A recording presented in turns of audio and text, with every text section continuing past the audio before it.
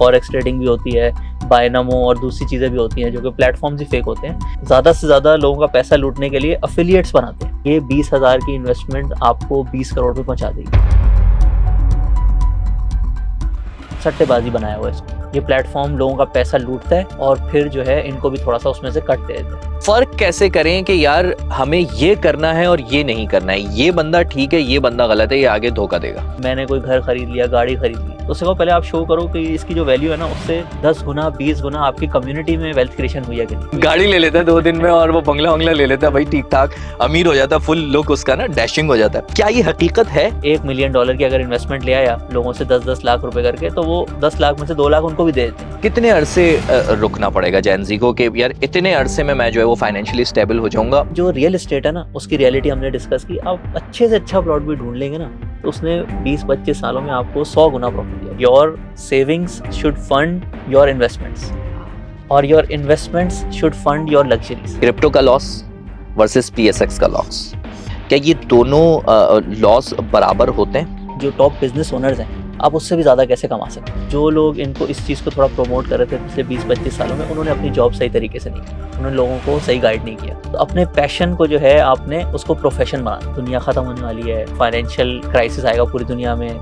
2026 में सब कुछ ख़त्म हो जाएगा। बहुत अच्छी प्रेडिक्शन होती हैं, लेकिन एंड में दुनिया ने कोविड भी देख लिया, जंगें भी देख ली, World War I भी देख ली, 2 भी देख ली, पाकिस्तान इंडिया की आप देख लें कितनी चीज़ें चलती रहती हैं। लेकिन एंड में ना businessman will always make money. मैंने कहा था ना आपसे, थिंक अकेला नहीं है। आपकी रूह की ग़िज़ा के लिए थिंक वॉइस आ गया है, फौरन सब्सक्राइब कर लीजिए। और हाँ, आपके इंटरेस्ट को देखते हुए हम थिंक क्राइम भी ले आए हैं, उसे भी सब्सक्राइब कर लीजिए। वापस स्टोरी में चलते हैं। अस्सलाम वालेकुम जी। आज डकी भाई अरेस्ट हैं और उसकी वजह यही है कि उन्होंने जुए की एप्लीकेशंस को प्रमोट किया था और उन जैसे बाकी यूट्यूबर्स भी मुश्किल में हैं और लोग उन पर लान तान भी कर रहे हैं। लेकिन कोई ये नहीं सोच रहा कि उन्होंने बेवकूफ़ किसको बनाया? आप आवाम को। और उसकी सिर्फ एक वजह है, फाइनेंशियल लिटरेसी ना होना। तो जब मैं लोगों की सोच बदलने के लिए काम कर रहे हैं, हम थिंक वजूद में लाए हैं, तो क्यों ना मैंने सोचा कि इस पर भी बात की जाए। फाइनेंशियल लिटरेसी कैसे आती है, आपने अपना पैसा सही जगह पर कहाँ लगाना है। और वैसे भी जब मैं थिंक लॉन्च कर रहा था तो उससे पहले मैंने एक सर्वे किया था ढाबों पर जाकर और जेनजी से पूछा था कि वो क्या देखना चाहते हैं। तो ज़्यादातर लोगों ने जो बताया था, उन्होंने ये बताया कि वो ट्रेडिंग देखना चाहते हैं, अपना पैसा कहाँ इन्वेस्ट करें ये चीज़ समझना चाहते हैं। तो इन सवालों का जवाब मेरे पास तो नहीं है, तो मैंने जिनके पास इन सवालों का जवाब है उनको अपने स्टूडियो में दावत दी है, अब्दुल रहमान नजम साहब को। अस्सलाम वालेकुम सर। वालेकुम सलाम। कैसे हैं अब्दुल रहमान भाई? मैं बिल्कुल ठीक, आप कैसे हैं? अल्हम्दुलिल्लाह। बिफोर वी बिगिन, आपकी पूरी थिंक फैमिली को और आपको specially many congratulations on the 100K subscribers. और जिस तरह की आपकी माशाल्लाह स्पीड जा रही है, आई थिंक जब तक एयर होगा तो हम 150 भी रीच कर लेंगे। इंशाल्लाह इंशाल्लाह अल्हम्दुलिल्लाह इंशाल्लाह ऐसे ही होगा। अल्लाह आपकी ज़बान मुबारक करे। बल्कि आपके कदम में मुबारक साबित हुए, हमारा जो है वो सिल्वर बटन अभी रिसीव हो गया हमारा। मे भी जब ये पॉडकास्ट एयर होगी तब तो हम उसकी अनबॉक्सिंग कर चुके होंगे। लेकिन ये है कि थैंक यू सो मच, आप आए और बड़ी दूर से आए, लाहौर से स्पेशली आप आए हमें बस ये बताने के लिए कि हमें हमारी ऑडियंस को करना क्या है। तो अब्दुल रहमान भाई, जो मेरा सीधा सा सवाल है ना, और मैं जो चाहता हूँ आज की इस पॉडकास्ट में, मेरी ख्वाहिश ये है, दिल की ख्वाहिश मेरी है कि लोग अभी जो कमेंट कर रहा हो ना बंदा, वो 3 महीने बाद पलट कर कमेंट करें और वो ये कमेंट कर रहा हो कि यार आपकी एडवाइस सुनने के बाद मेरे पास 5,000 रुपए थे जेब में 3 महीने पहले और आज 3 महीने बाद मैं उस 5,000 का 5 लाख बना चुका हूँ। अब्दुल रहमान भाई, इन्वेस्टमेंट कहाँ की जाए? सबसे बेहतरीन प्लेटफॉर्म कौन सा है? बिस्मिल्लाहिर्रहमानिर्रहीम। यकीनन बहुत इंपॉर्टेंट टॉपिक है और पाकिस्तान में इन्फ्लेशन भी ज़्यादा है, पिछले 2-3 सालों में महंगाई भी काफ़ी हुई है। लोग हमेशा सोचते रहते हैं कि आज मेरी जो सैलरी है उसको मैं कहाँ लगाऊं कि थोड़े सालों बाद जो है ना मैं फाइनेंशियल फ्रीडम अचीव कर लूँ, मुझे काम करने की ज़रूरत ना हो। तो इसका ना सबसे अच्छा तरीका होता है, देखें आप अपने दोस्तों से बातें करेंगे, लोग आपको ना 1000 तरीके बताएंगे कि ये पिछले 2 साल में मैंने ये इन्वेस्टमेंट की थी, बढ़ गई है, यहाँ पे पैसे लगा दो। ठीक है, और वो अपनी तरफ से ठीक एडवाइस दे रहे होते हैं, वो आपको गलत एडवाइस नहीं दे रहे होते, लेकिन उनके पास इतनी ज़्यादा एक्सपर्टीज़ नहीं होती। तो जब भी आप अपनी एक प्लान बनाते हैं, अपनी सारी जो हर महीने थोड़ी थोड़ी सैलरी आपने कहीं इन्वेस्ट करनी है ना, तो आप हमेशा देखते हैं लंबा ट्रैक रिकॉर्ड कि एक ऐसी चीज़ जिसने ना 20 साल 25 साल में ज़बरदस्त जो है रिटर्न दिया है। अच्छा। मैं भी जो है उसमें थोड़ा थोड़ा इन्वेस्ट करता है तो मेरी भी एक कंपाउंडिंग स्टार्ट हो जाएगी। अच्छा। तो इसका सबसे अच्छा तरीका होता है, पाकिस्तान में आम बनता है, क्योंकि अब इसमें आप अपनी जॉब पे फोकस कर रहे हैं, अपने बिजनेस पे फोकस कर रहे हैं, टाइम आप नहीं दे सकते, आप चीज़ों को उतनी ज़्यादा डिटेल में नहीं समझ सकते। बिल्कुल ठीक तो है। कम टाइम के साथ इन्वेस्टमेंट करने के ना 4-5 ऑप्शन ही होते हैं पाकिस्तान में। एक लोग जो है बैंक में पैसे रख देते हैं, सही है, बैंक में पैसे रख देते हैं, थोड़ा थोड़ा उस पर रिटर्न आता रहता है, शरिया कंप्लाइंट उसके रिटर्न्स भी होते हैं, उसमें लोग चले जाते हैं। फिर लोग गोल्ड खरीद लेते हैं, कहते हैं गोल्ड ऊपर जाएगा, मेरी भी इन्वेस्टमेंट बिल्कुल बढ़ ऐसा है। जाएगी, पिछले 2-3 साल में काफ़ी बड़ा भी है। बिल्कुल है। फिर लोग सोचते हैं कि प्लॉट ले लेते हैं, थोड़े से पैसे जमा करते हैं, जब हो जाते हैं सोचते हैं रियल एस्टेट में इन्वेस्टमेंट कर लेते हैं, फाइल खरीद लेते हैं, सही है। इसके साथ एक ऑप्शन ये भी होता है कि आप स्टॉक्स में इन्वेस्ट कर सकते हैं, ठीक है। स्टॉक मार्केट में पैसे कैसे लगाते हैं लोग, बड़ा इसको मुश्किल समझते हैं, हालांकि ये बहुत आसान है। और इसके साथ साथ 5वां ऑप्शन होता है, लोग ना डॉलर खरीद लेते हैं। डॉलर खरीदने के डॉलर ने तो ऊपर ही जाना है, सही है, डॉलर ऊपर जाएगा, मेरे भी पैसे बढ़ जाएंगे। अब इन पांचों का अगर हम देखें ना रिटर्न पिछले 25-26 सालों में, हम शुरू कर लेते हैं 1 जनवरी 1999 से। अगर आपने 1 लाख रुपए बैंक में रख दिए होते तो पाकिस्तान में जितना रिटर्न आ रहा था, नेशनल सेविंग के जैसे लोग सर्टिफिकेट ले लेते हैं उसका भी सेम रिटर्न होता है, तो 1 लाख आपके जो है ना 12-13 लाख हो जाते हैं आज। अच्छा। हाँ, और पाकिस्तान में महंगाई भी इतनी हुई है, यानी कि जो चीज़ पहले 10 रुपए की आती थी आज वो तकरीबन 100 रुपए की है। तो आप बस महंगाई से बच जाते हैं, आपका कोई खास जो है ना आपकी वेल्थ क्रिएशन नहीं होती, सही है। इसी तरीके से अगर आपने 1 लाख का गोल्ड लिया होता आज वो तकरीबन 55-60 लाख का हो जाता, तो इसने आपको अच्छा प्रॉफिट दिया। इसमें गोल्ड भी महंगा हुआ है, साथ साथ पाकिस्तान की करेंसी जैसे नीचे जाती है, तो दोनों चीज़ों से अच्छा प्रॉफिट बन जाता है। बिल्कुल सही है। इसके अलावा प्लॉट्स की एग्जांपल भी हैं, वो हम लोग थोड़ा और डिटेल में जैसे रियल एस्टेट डिस्कस करेंगे वो भी आपको बताएंगे, वो आगे करते हैं। हाँ, इसके साथ साथ अगर आपने डॉलर ले लिया होता अब उस टाइम पे डॉलर होता था 50 रुपए का, ठीक है, ठीक है, आज तकरीबन 285 रुपए का है। बिल्कुल तो ऐसा। आपके जो 1 लाख रुपए थे वो 5.5-6 लाख रुपए बन जाते मैक्सिमम। सही है। अब स्टॉक मार्केट जिसके थ्रू, और मैंने खुद भी अपनी एक्सपीरियंस से ये सीखा, क्योंकि पाकिस्तान में सबको ये बताया जाता है यहाँ डालोगे ना नुकसान हो जाएगा, यहाँ जो है ना इसको बल्कि कहा जाता है बेटी का घर है, पैसे आपको देने पड़ते हैं, अपना नुकसान करके ही जाते हैं आप। लेकिन मैंने अपनी रिसर्च में देखा, और इसमें वॉरेन बफे का बड़ा रोल था, उन्होंने अपनी कंपनी के एजीएम्स में एक्सप्लेन किया कि स्टॉक मार्केट असल में है क्या। लोग इसको समझते हैं कि कोई अच्छी खबर आ रही है ना तो मैं इन्वेस्टमेंट कर देता हूँ, बढ़ जाएगी, फिर जैसी कोई खराब खबर आ रही होगी ना उससे पहले मैंने बेच देना है, सट्टेबाजी बनाया हुआ इसको। बिल्कुल ऐसा है, सुना भी है ये सट्टेबाजी। बिल्कुल, पाकिस्तान में 90% लोग जो करते भी है ना वो भी इसी माइंडसेट से करते हैं। लेकिन असल में वॉरेन बफे ने एक्सप्लेन किया कि किसी भी मुल्क की जो स्टॉक मार्केट होगी ना, उसमें उस मुल्क के जो भी बड़े कारोबार होंगे, बड़े बिजनेसमैन जो होते हैं सक्सेसफुल, बड़ी बड़ी कंपनियां, वो स्टॉक एक्सचेंज पे उसके शेयर्स अवेलेबल होंगे। अगर आप उसमें इन्वेस्टमेंट करेंगे और ये सब ट्रेडिंग वगैरह नहीं करेंगे तो आप उन बिजनेस ओनर्स के साथ बन गए प्रॉफिट पार्टनर, जो उनको प्रॉफिट मिलेगा आपको भी वही मिलेगा। बस आपने जो है उनके साथ चलते रहना, वो भी अपना प्रॉफिट बढ़ाते रहेंगे, आपकी भी जो सेविंग्स है वो बढ़ती रहेंगी।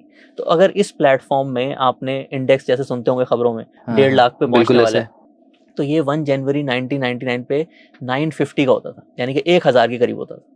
तो इसमें अगर आपने, अब इंडेक्स के अंदर 20, 30, 40 कंपनीज होती हैं, अगर आपने सब में थोड़ा थोड़ा इन्वेस्ट कर दिया होता तो आज आपके जो 1 लाख रुपए हैं वो 1.5 करोड़ रुपए बन जाते। तो ये बाकी जितनी भी एसेट क्लासेस होती हैं ये उसको बीट कर देती है, क्योंकि इसके पीछे क्या है, इसके पीछे है बिजनेसमैन ने दुनिया भर में जो है ना सबसे ज्यादा रिटर्न कमाना है। दुनिया में ऊपर नीचे चीजें होती रहती हैं, कोविड आ जाता है, कभी कोई हालात ऐसे हो जाते हैं कि जंग की तरफ चले जाते हैं, लेकिन एंड में बिजनेसमैन जो है ना वो हमेशा सबसे ज्यादा प्रॉफिट कमाएगा। तो जब आप उसके साथ पार्टनर बनेंगे, और एक के साथ नहीं बनेंगे आप 20-30 जो टॉप बिजनेसमैन है ना उन सबके साथ पार्टनर बनेंगे, तो उसमें से 2-4 अगर पीछे रह भी जाएंगे, किसी वजह से उनका कारोबार खराब हो गया, तो आपका जो एंड रिजल्ट है ना वो बहुत अच्छा आएगा। इसमें क्रेडिट स्विस ने, एक इंटरनेशनल बैंक है, 400-500 साल की इसकी हिस्ट्री भी होगी इस बैंक की, उन्होंने भी रिसर्च की दुनिया के लेवल पे कि सबसे ज्यादा रिटर्न लॉन्ग टर्म में कौन देता है, तो उसमें भी स्टॉक्स नंबर 1 पे आए, क्योंकि उसके बैक एंड पे बिजनेस ओनर्स हैं और उन्होंने प्रॉफिट कमाना है। महंगाई हो जाए, कुछ भी हो जाए, business owners will always make money. ठीक है, आपकी बात मुझे समझ आ रही है, लेकिन मैं, चूंकि मैंने कहा ना कि मैं बिल्कुल आज ऐसे बात करूंगा कि जैसे एक मैं हूं तो जेनजी नहीं, मिलेनियल हूं, लेकिन ये कि जेनजी बात कर रहा हूं, ताकि जो कैमरे के पीछे लोग आपको सुन रहे हैं ना वो इजीली अंडरस्टैंड कर सकें, वो हजम कर सकें, क्योंकि हमारे यहाँ मसला ये है कि नंबर गेम हम लोगों को समझ नहीं आता, जो सीधी बात है। हम 2 + 2 4 समझते हैं कि भाई ये करना है, इसीलिए लोग ज़्यादातर इन्वेस्टमेंट कर रहे होते हैं, या तो प्लॉट्स में कर रहे होते हैं, या तो गोल्ड खरीद के रख लेते हैं, या तो डॉलर खरीद के रख लेते हैं। अब प्रॉब्लम यहाँ ये है, अच्छा उस खरीदारी के लिए भी तो पैसा चाहिए ना कुछ थोड़ा बहुत चाहिए। अब क्या स्टॉक में बिल्कुल मिनिमम, एक तो मुझे ये बताइएगा कि मिनिमम कितने आपके पास पैसे हों तो आप इन्वेस्ट कर सकते हैं, और कितना आसान है उसको उस मिनिमम रकम का डबल या तिबल हो जाना, ठीक है। दूसरा, आपने जिस तरह बात की है तो मुझे याद आ गया, खलील रहमान कमर साहब ने बनाया था मेरे पास तुम हो ड्रामा। उस ड्रामे में जो कैरेक्टर होता है दानिश, वो 2 दिन में जो वो शेयर्स खरीदता है, आई थिंक शेवार शेवार केमिकल है ना फिर वो गाड़ी भी ले लेते हैं सब कुछ। गाड़ी ले लेता है 2 दिन में और वो बंगला ले लेता है भाई, ठीक ठाक अमीर हो जाता है, फुल लुक उसका ना डैशिंग हो जाता है। तो क्या ये हकीकत है? ये 2 सवालों का जरा जवाब दीजिए। अच्छा, इसमें बिल्कुल थोड़ी-सी हकीकत होती है, लेकिन हर बंदे को ये ट्राई भी नहीं करना चाहिए। उसमें ना असल में देखें, अभी आपने पिछले कुछ महीनों में भी देखा होगा, जैसे पाकिस्तान स्टॉक मार्केट में भी थोड़ी-सी बुल मार्केट चल रही है। तो बहुत ज़्यादा जो छोटी कंपनीज़ होती है ना, उसमें कुछ लोग देखते हैं ये कंपनी अपनी असल वैल्यू से कम पे चल रही है, लेट्स से ₹10 का शेयर चल रहा है, तो वो उसको जो है ना थोड़ा-थोड़ा बढ़ा-बढ़ा के ₹100 तक ले जाते हैं। अब मैं आपको इसको ना इनसाइडर न्यूज़ बताता हूँ कि ये सब ये होता कैसे है, ये बैक एंड पे चीज़ें क्या चल रही होती हैं। अब जब छोटी कंपनी होती है ना, उसकी रोज़ की लेट्स से 10 लाख रुपए की ट्रेडिंग होती है। 10 लाख के शेयर जो है ना, कोई लोग बेचते हैं, कोई खरीदते हैं। जो बड़ी कंपनीज़ होती हैं, उसमें अरबों रुपए की ट्रेडिंग होती है। उनको जो है ना अपनी प्राइस से हिलाना मुश्किल है, बहुत ज़्यादा पैसे चाहिए, इतने पैसे तो नहीं है किसी के पास, तो पैसे खत्म हो जाएँगे आपके, जो है वो प्राइस मूव नहीं सही है। होगी। जो छोटी कंपनी होती है ना, उसमें जो बड़े इन्वेस्टर्स होते हैं, ये जो है ना अपना पूरा प्लान बनाते हैं कि पहले हम जो है ना, जितनी हमने इन्वेस्टमेंट करनी है, उससे 20-25%, 30% तो पहले ना हम किसी और के अकाउंट में ले लेते हैं, जिसको बेनामी अकाउंट कहते हैं। ठीक है, उसमें वो अक्यूमुलेट कर लें ताकि किसी को पता ना चले अभी क्या हो रहा है। फिर जब वो अक्यूमुलेशन हो जाती है 15-20 दिन, 1 महीने में, फिर वो एक पूरा प्लान बनाते हैं कि अब जो है ना हम अपने अकाउंट से भी लेंगे, मार्केट में खबर भी जाएगी ये बंदा खरीद रहा है, ये खरीद रहा है तो कोई इसके पीछे लॉजिक होगी। फिर कंपनी के साथ भी जो है थोड़ा-सा करके कि भई आप कोई अनाउंसमेंट करें हम ये बिज़नेस करने लगे हैं, या हमारी ये नई फैक्ट्री है, हम नया बिज़नेस शुरू कर रहे हैं, उससे फिर सही शेयर है। को ऊपर लेके जाते हैं।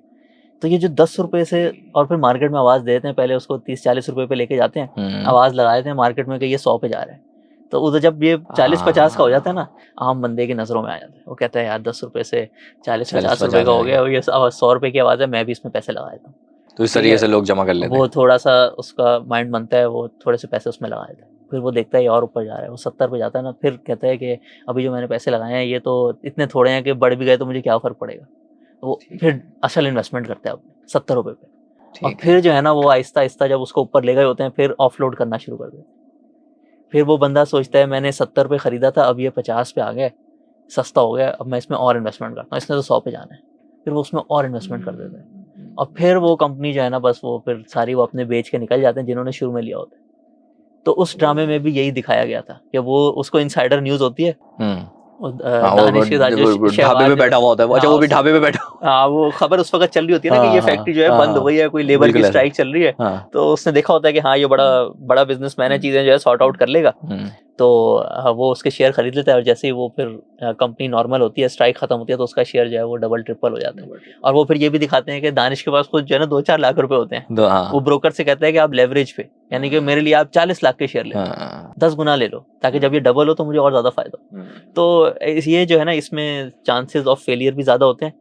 ये सिर्फ लोगों को दिखाया जाता है ताकि उनका थोड़ा-सा माइंड बने, और ज़ाहिर है ड्रामा में आपको एक पूरी हाँ स्टोरी भाई, क्रिएट करनी अफसाना। होती है। हाँ, लेकिन असल में जो सही तरीका है ना, जो हमने आपको पहले बताया, वो भी आपको लग रहा होगा कि उसमें इतने ज़्यादा रिटर्न नहीं आते, लेकिन अच्छा। उसका भी इतना अच्छा रिज़ल्ट होता है। लेट्स से आज आप बहुत यंग हैं, अपना करियर स्टार्ट कर रहे हैं, सही आप है। सोच लेते हैं मैं ना हर महीने 15-20 हज़ार सेव करूँ। 15-20 हज़ार हाँ, सेव सेव करूंगा। करूँगा। और जैसे आपने पूछा कि अकाउंट ओपनिंग के लिए जो है कितने पैसे चाहिए होते हाँ। हैं, रियल एस्टेट में तो एक अच्छा प्लॉट लेने के लिए आई थिंक 40-50 लाख रुपए से कम बिल्कुल। की तो कोई एक रीजनेबल सोसाइटी में कुछ आता बिल्कुल ही ऐसा। नहीं है। इधर आप 5,000 10,000 से भी इन्वेस्टमेंट शुरू कर सकते हैं, और उसमें फिर आप लेट्स से 15-20 हज़ार रुपए सेव कर रहे हैं हर महीने। ठीक है, आपने 1 साल में तकरीबन जो है 2 लाख 2.5 लाख रुपए सेव कर लिए। आपकी 1 लाख सैलरी, आपने सोचा कि बस मुझे जो है ना अपने रिटायरमेंट की प्लानिंग करनी है, मैं 20,000 रुपए जो है ना वो अपने लिए, ये होता है पे योरसेल्फ फर्स्ट, जो कहते हैं ना पे योरसेल्फ फर्स्ट। उसका मतलब होता है कि आप अपने फ्यूचर को सिक्योर करें। आज जो आपकी इनकम है उसका कुछ पोर्शन सेव करें।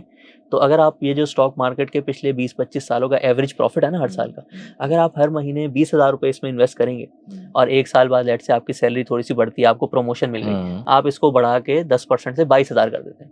ऐसे अगर आप करते रहेंगे, एक है। नॉर्मल आदमी का जो करियर होता है वो तकरीबन 35-40 सालों का होता है। ठीक है। लेकिन 25 सालों में ही ये जो आप हर महीने इन्वेस्टमेंट कर रहे होंगे ना, ये 20,000 की इन्वेस्टमेंट आपको 20 करोड़ पे पहुंचा देगी 25 सालों में। वाओ। इतनी अच्छी कंपाउंडिंग होती है।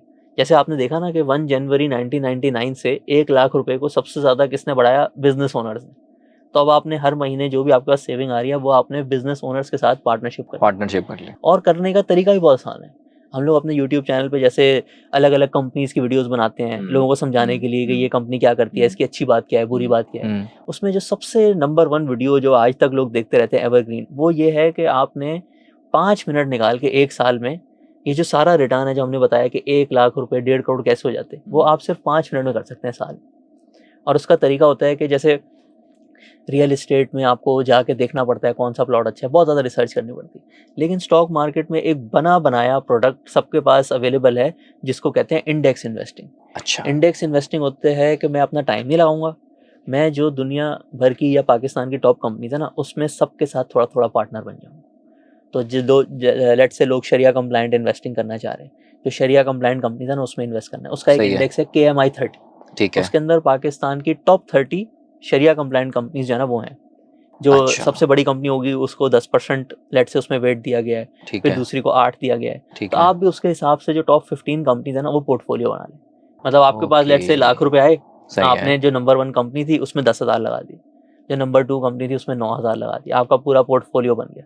अब आपने इसमें कोई रिसर्च नहीं की, कोई आपको खबर पढ़ने की ज़रूरत नहीं है, कुछ करने की ज़रूरत नहीं है। ये बिजनेसेस ग्रो होते रहेंगे, आपकी भी इन्वेस्टमेंट साथ साथ ग्रो होती रहेगी और इसी से आपका ये रिजल्ट आ सकता है। जो कि रियल एस्टेट के टॉप प्लॉट्स भी जो है ना, आप खुद सोचें, आपके माइंड में जितनी भी एग्जांपल आ रही होंगी, हम लोगों को बताते हैं जो हाँ।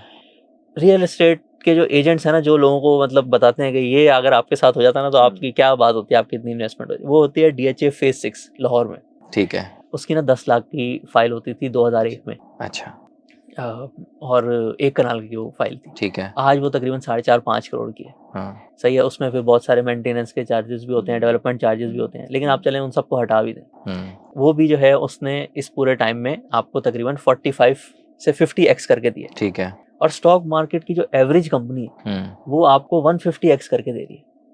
मैं आपको एक और बहुत बड़ी बात बताता हूँ और 5 मिनट में। ये सिर्फ आपने हर साल जो है जो परसेंटेजेस हैं उस इंडेक्स की उसको बस फॉलो करना है। साल में एक दफ़ा जब ख़त्म हो जाए थोड़ी थोड़ी ना परसेंटेजेस चेंज हो जाती हैं। जो अच्छा। 10% होती है वो 9 पे आ जाती है। तो आपने एक दफ़ा ज़रा रिव्यू कर लेना है, मेरा अगर मुझे कुछ थोड़ा बहुत ऊपर नीचे करने की ज़रूरत है मैं कर लूँ, बस ये 5 मिनट में ये काम हो जाता है। कोई आपको ट्रैकिंग करने की ज़रूरत नहीं है। स्कैम्स जो है वो बिल्कुल, इधर जितने भी आपके शेयर्स होते हैं ना वो हुकूमती इदारे के कस्टडी में होते हैं, कोई लेके भी नहीं जा सकता। इधर तो होता है ना लोग जब लेट से अपनी कोई प्रीवियस जनरेशन से कोई फाइल मिलती है, जब वो जाते हैं ऑफिस तो कहते हैं ये तो है ही नहीं। तो ऐसा भी कुछ नहीं होता, हर चीज़ आपके नाम पे होती है। हर एक रजिस्ट्रार जो होता है हर 2 दिन बाद जो है वो शेयर्स का रिकॉर्ड अपने पास रखा होता है कि किसके पास कितने शेयर्स हैं। दूसरी जो बड़ी बात मैं आपको बताऊंगा ना, लोग ज़्यादातर सोचते हैं, मायूस है, पाकिस्तान के हालात भी पिछले 2-3 साल में जैसे इतने अच्छे नहीं थे, तो सोचते हैं यार कोई 2 ख्वाब होते हैं लोग। एक जो है ना बाहर की कोई सिटीजनशिप मिल जाए या बाहर का वीज़ा लग जाए जहाँ मुझे जहाँ अच्छी सैलरी मिले, और फिर जब मेरे पास इन्वेस्टमेंट आए ना तो मैं बाहर की रियल एस्टेट खरीद लूँ, या जो बाहर की स्टॉक मार्केट है ना वहाँ एप्पल का शेयर मुझे मिल जाए या कोई ऐसा शेयर मिल जाए। और मैं आपको बताऊंगा कि आप ये जो सारी अमेरिका की स्टॉक मार्केट, इंडिया की आजकल बड़ी बातें होती हैं, पिछले 10-15 सालों में वहाँ पे बड़े बिलियनियर्स जो है वो क्रिएट हुए हैं, तो लोग कहते हैं वो ज़्यादा अच्छी मार्केट है। हम सेम चीज़ जैसे हमने पाकिस्तान में जो 4-5 ऑप्शन है ना, वैसे ही अगर हम दुनिया भर की स्टॉक मार्केट देखें उसमें भी पाकिस्तान नंबर 1 है। कैसे? डॉलर टर्म्स में कैसे? देखिए, जो अमेरिका का S&P 500 इंडेक्स है, ठीक है, हम चलें उसको भी छोड़ते हैं, उसका थोड़ा सा रिटर्न कम है, हम नैस्डैक लेते हैं। नैस्डैक में ये सारी टेक्नोलॉजी की जो कंपनीज है ना, पिछले 20-25 सालों में इनका बूम आया है। ठीक है। नैस्डैक 1999 में 2,500 पे होता था, आज वो तकरीबन 25,000 पे। ठीक है, उसने 10 टाइम्स आपको प्रॉफिट दिया है डॉलर्स में। इसी तरीके से जो इंडिया का निफ्टी 50 बहुत मशहूर है और पिछले 2-3 सालों में बहुत उसने रैली भी की है। सही है। ये होता था उसी टाइम पे 800 पे और आज ये है तकरीबन 25,000 पे। इसने आपको 30x रिटर्न कमा के दिया है इंडियन रुपीस में। ठीक है। इसी टाइम में डॉलर के अगेंस्ट इंडिया की करेंसी जो है ना वो हाफ हो गई है। सही है। तो इसने आपको डॉलर में 15 गुना कमा के दिया है। सही है। अमेरिका के टॉप इंडेक्स जिसमें सारी टेक्नोलॉजी की सक्सेसफुल कंपनीज हैं, उसने डॉलर में 10 गुना प्रॉफिट बना के दिया है। इंडिया ने 15x आपको प्रॉफिट कमा के दिया है। ठीक है। और पाकिस्तान ने आपको कमा के दिया है 25 से 30 times in dollar terms. Wow. 150x जैसे हमने आपको बताया, 1000 वाला इंडेक्स रुपीज में 1.5 लाख पे पहुंच गया। ठीक है। अब इसमें पाकिस्तान का जो डॉलर है वो 50 रुपए से 285 तक आ गया। तो 5.5 टाइम्स आपका जो रुपया ना वो वीक हो गया। तो आपने 150 को 5.5 से डिवाइड किया तो आपके डॉलर टर्म्स में रिटर्न्स आ गए 25 से 30x। तो आप इतना पाकिस्तान के पिछले 20-25 साल अगर आप देखेंगे, पॉलिटिकल टर्मोइल भी है, जंगें भी हुई हैं, हर तरह की जो है वो मार्शल लॉ भी आया है, हर पॉलिटिकल पार्टी को मौका भी मिला है। इकोनॉमिक पॉइंट ऑफ व्यू से भी इतने अच्छे नहीं थे, आप एवरेज निकालेंगे ना, कोई 3-4% की ग्रोथ बनती होगी। लेकिन उसके बाद भी जो बिजनेस ओनर्स हैं पाकिस्तान के, वो दुनिया भर में डॉलर टर्म में सबसे ज़्यादा कमा रहे हैं। तो आप भी अगर अपनी इन्वेस्टमेंट इनके साथ करेंगे, आपने खुद देख लिया पिछले 20-25 सालों में डिस्पाइट द टर्मोइल ये अपनी जो है स्ट्रेटजी चेंज करके अच्छा प्रॉफिट कमा लेते हैं। लेकिन मैं एक चीज़ ये देखता हूँ कि जो बिजनेसमैन है, चले हम नाम ले लेते हैं, आरिफ हबीब साहब हैं जैसे, या KTM, वो लोग स्टॉक में तो हैं लेकिन स्टॉक से उनकी जो तवज्जो है वो रियल एस्टेट की तरफ भी है, और जो लोग ज़्यादातर माइल हो रहे हैं वो रियल एस्टेट की तरफ हो रहे हैं। तो या तो ये लोग समझा नहीं पा रहे कि PSX आसान है और यहाँ पर आप पैसा लगाइए तो यहाँ पर ज़्यादा आप आमदनी कमा सकेंगे, या वाकई लोग समझ नहीं पा रहे हैं, ये क्या गड़बड़ है? देखिए, इसमें ना हमारा भी थोड़ा सा कल्चर है, और जो मैंने इस पे रिसर्च की ना, इसकी रीज़न है कि लोग सोचते हैं अगर मुल्क में अफरा तफरी थोड़ी होगी ना, अनसर्टेनिटी होगी, कभी भी कोई खबर आ जाती है या जंग के हालात होते हैं कभी, तो अगर मैंने ज़मीन खरीदी होगी ना, वो मुझसे कोई नहीं ले सकता। बिल्कुल ठीक है भैया कि मैं उधर जा भी सकता हूँ, कुछ भी हो गया वो सेफ इन्वेस्टमेंट है, ठीक है। उसके साथ साथ लोग ना पाकिस्तान में थोड़ा एक दूसरे पे शक भी करते हैं। वो सोचते हैं अगर मैं किसी कंपनी में स्टॉक खरीदता हूँ ना, तो वो हो सकता है मेरे साथ फ्रॉड हो जाए। वो जो बिजनेस ओनर है वो अपने प्रॉफिट अपने पास रख लेता है, मुझे कुछ नहीं देगा। हालांकि आपको ट्रैक रिकॉर्ड दिखा रहा है 20-25 सालों में कि उन बिजनेस ओनर्स ने आपके लिए कितना अच्छा प्रॉफिट क्रिएट किया। ठीक है। इसके साथ साथ हर चीज़ की जैसे एक स्टोरी होती है और एक उसकी रियलिटी होती है।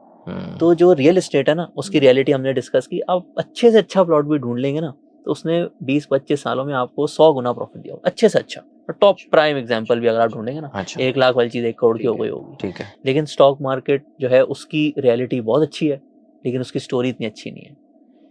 तो और आप उसको दूसरा मार्केटिंग पॉइंट ऑफ व्यू से भी अगर आप देखेंगे, पाकिस्तान की हर गली में ना 2 से 3 रियल एस्टेट के एजेंट्स बैठे होंगे, आपको कह रहे होंगे कि स्टॉक जो है आप लैंड में इन्वेस्टमेंट करिए।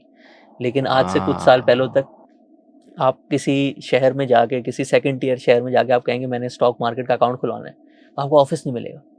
तो असल में स्टोरी जो है स्टॉक मार्केट की सबसे ज़्यादा जो है ना, वो रियलिटी अच्छी है लेकिन स्टोरी खराब है। यार बड़ी मुझे ज़बरदस्त बात आपकी बात जो मुझे समझ आई है ना, वो अगर मैं उसको मिसाल दूं तो स्टोरी टेलर, जैसे हम स्टोरी टेलर हैं, तो PSX को स्टोरी टेलर नहीं मिले। हाँ, अच्छे, जैसे अब आप आ गए, लेकिन आपने जो नाम भी लिया ना, वो भी मोस्ट प्रॉब्ली उन दोनों ने जो है स्टार्ट स्टॉक से ही किया। लेकिन शायद उन्होंने भी देखा कि ये इस कौम का जो है ना, वो मिजाज ही रियल एस्टेट का है, तो हम भी वहाँ पे अपना बिजनेस जो है ना थोड़ा सा शिफ्ट करते हैं। लेकिन अब चीज़ें चेंज हो रही हैं, और चीज़ें ऐसे चेंज हो रही हैं कि अब जो है ना, जेनजी 1 मिनट में गूगल पे और चैट GPT पे लिखती है कि कौन सी एसेट क्लास से सबसे ज़्यादा प्रॉफिट दिया, वो आपको डेटा के हिसाब से बताया था। बिल्कुल ठीक है। बल्कि अब तो AI भी बताएगा ना, AI भी बताएगा आपको कि किसने प्रॉफिट जो सबसे ज़्यादा दिया, लोग उसके हिसाब से इन्वेस्टमेंट करेंगे। देखें, पाकिस्तान में भी जितने भी एसेट क्लासेस हैं, सबसे अच्छा रिटर्न स्टॉक मार्केट का है लॉन्ग टर्म, ठीक है। दुनिया भर में भी बहुत अच्छा प्रॉफिट है।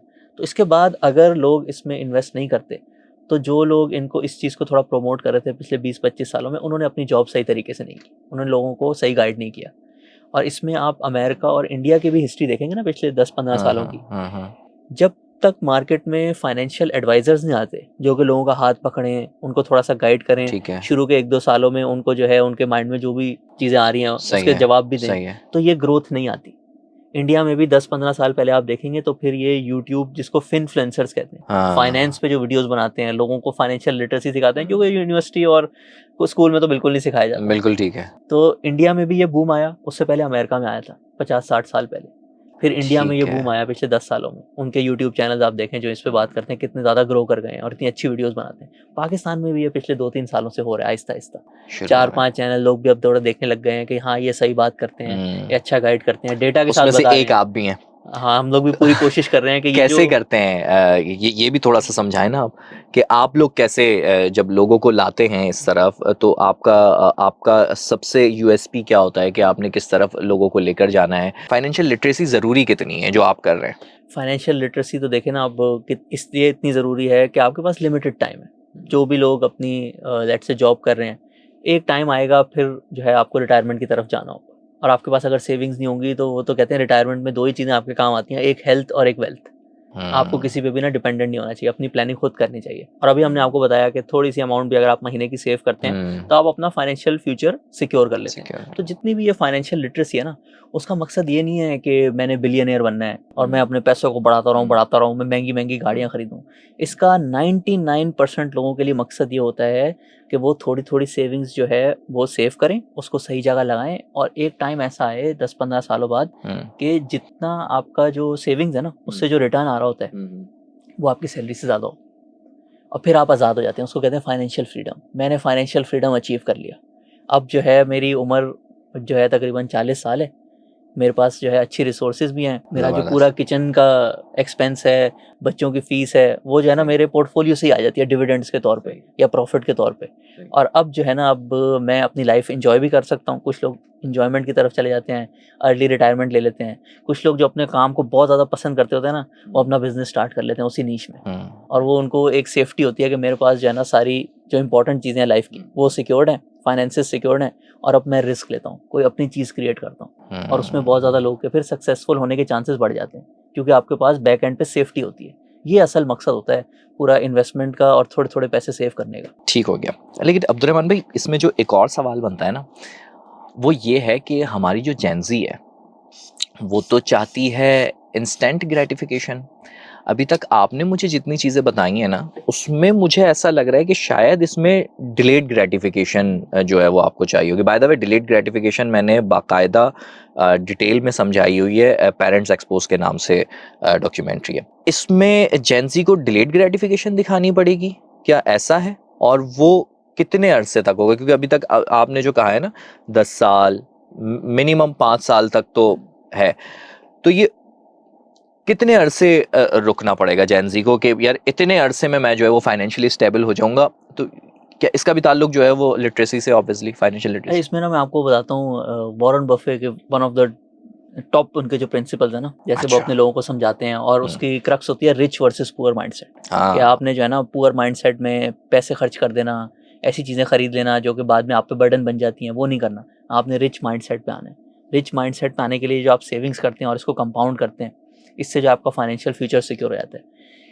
ग्रेटिफिकेशन, पुअर माइंडसेट को आप जरा एक्सप्लेन कीजिएगा। रिच वर्सेस पुअर माइंडसेट के ना 2 स्टेप्स, बस दोनों आपने फॉलो करने हैं। पहला जो रिच माइंडसेट है ना, अगर वो 100 रुपये कमाता है ना, वो 15 से 20 रुपये सेव करता है। वो कहता है ये जो पे और सेल्फ फर्स्ट है ना, मेरा फ्यूचर मेरे लिए सबसे ज़्यादा इंपॉर्टेंट है, तो मैं थोड़े से पैसे अपने फ्यूचर को सिक्योर करने में लगाऊंगा। मेरी अगर लाख रुपए सैलरी है, मैं 10,000 15,000 सेव करूँगा। मेरी 50,000 है, मैं 5,000 सेव करूँगा। जितना भी मैं कर सकता हूँ, थोड़े से पैसे मैं अपने फ्यूचर के लिए रखूंगा और उसको सही जगह इन्वेस्ट करूंगा, ताकि मैं सिक्योर रहूँ फ्यूचर में। अच्छा, रखूंगा नहीं बल्कि इन्वेस्ट करूंगा। एक होता है ना वो कि हमारे जो लोग हैं वो अलमारियों में रख देते हैं। अलमारियों में रख देते हैं। इसीलिए हमने शुरू में सबसे पहले आपको बताया कि कौन सी एसेट क्लास जो है वो लॉन्ग टर्म में आपको सबसे ज्यादा प्रॉफिट कमा के देगी। तो ये जो पहला स्टेप था कि सेविंग करनी है, जब तक सेविंग नहीं करेंगे आप कैसे इन्वेस्ट करेंगे। और दूसरा स्टेप फिर होता है कि सेविंग को जब इन्वेस्टमेंट में कन्वर्ट करना है तो अच्छी जगह लगाना है, गलत चीज़ों पे नहीं लगाना। इसको अगर आम अल्फाज में समझना हो, लेट्स से कोई अपने जॉब पे बहुत एक अच्छी काम करता है, उसको 3-4 लाख रुपए का बोनस मिल जाता है एंड पे, लोग जाके उससे नया फ़ोन खरीद लेते हैं। ठीक है, आपने नया फ़ोन नहीं खरीदना, आपने उसको इन्वेस्ट करना है। जब वो इन्वेस्टमेंट बढ़ के 20-25 लाख रुपए हो जाएगी और हर साल जो है आपको 2-3 लाख रुपए का डिविडेंड आ रहा होगा, उस डिविडेंड से आपने फ़ोन खरीदना। यानी कि कहते हैं, एक इंडियन फेमस इन्वेस्टर हैं, वो कहते हैं your savings should fund your investments और your investments should fund your luxury. मतलब लग्जरी पे स्पेंड करना गलत नहीं है, लेकिन लग्जरी पे स्पेंड करने के लिए बैक एंड पे एक ऐसा पूल ऑफ इन्वेस्टमेंट्स होना चाहिए जो उसको फाइनेंस करता रहे। जबरदस्त। So rich versus poor mindset में आपने रिच वाली साइड पे आ जाना, ये दोनों आदतें अडॉप्ट कर लेनी है। पुअर माइंडसेट में ये कि आपको जो मिला आपने खर्च कर दिया। लेकिन ग्रेटिफिकेशन भी जरूरी है।